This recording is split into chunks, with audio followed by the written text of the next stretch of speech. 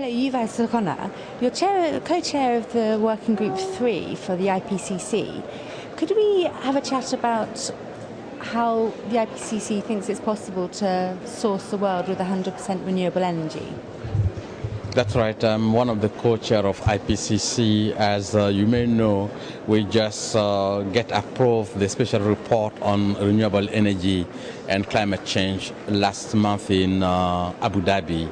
And this report did a thorough analysis of existing knowledge on various aspects of 6 renewable energies. And then the first chapter deal with the climate and renewable energy, and then we did the analysis of the 6 renewable energy, and then we also analyzed the integrative chapter, the integration, how the renewable can be integrated in the overall energy system actually and in the future. And we look also at the cost issues and mitigation aspect of renewable, and we look at in the end the policy dimension, the implementation aspect, and the linkages between renewable and sustainable development.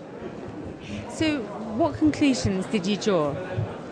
The conclusion we got in this analysis is that renewable are playing a growing role in the climate mitigation, and provided there is adequate policy in place and adequate incentives, renewable can play a greater role. Even though the use of renewable in comparison of the fossil fuel is limited, it's growing very fastly, and it can play a fundamental and critical role in the climate mitigation. A world that is resourced with 100% renewable energy, yes, that stretches imagination, do you not think? Yes, but I think that in the coming years, it will play, as it's growing, it will play an important role. And as also we have seen, many countries are having targets on renewables, and that means that it will grow very fast.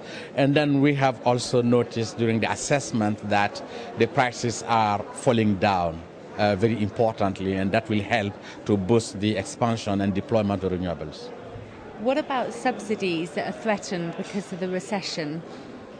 This is one of the important questions. We will see that if all the costs has been internalized in most of the fossil fuels, the renewables are economically competitive in certain area, and then that is why we said that provided we have the right policies in place, renewable can grow very fastly, and then the growth will be much more important than what we have been seeing so far. And realistically, what do you see the trajectory as? That will depend in different countries, in different regions. And in some of the countries, it's growing very fastly, such as in China, in Brazil, in Mexico, in US, in some European countries, depending also on the technology. But in some other countries, it's a bit difficult, and particularly in low-income countries. And then depending on that, and then we've also the different instrument that will be in place within the climate discussion that can help also to boost renewable, particularly in low and poor income countries, as it play a fundamental and critical role on energy access and energy poverty linkages. And how does nuclear come into your report on renewable energy?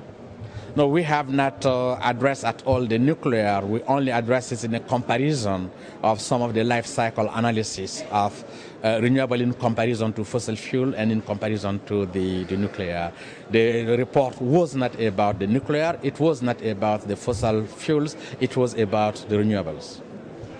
And in terms of the influence and the impact of your report, when will you know more about it, the impact on policy? I think that the report will inform the ongoing process which we have started for the fifth assessment report of IPCC.